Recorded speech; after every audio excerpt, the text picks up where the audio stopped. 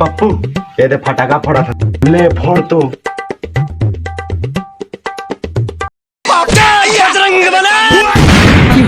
देखा आपने लापरवाही का नतीजा है।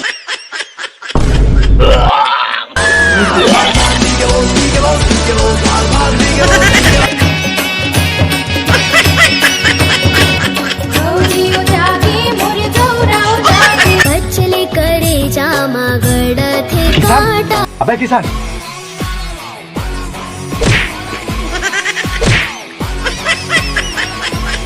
साले तुला बकरी कोचाई लुकने कह रहे हो साले दूसरे घर की जाकर बकरी कोचाई लुखान दे 10 साल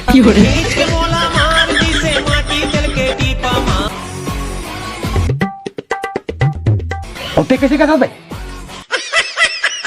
वारिस साले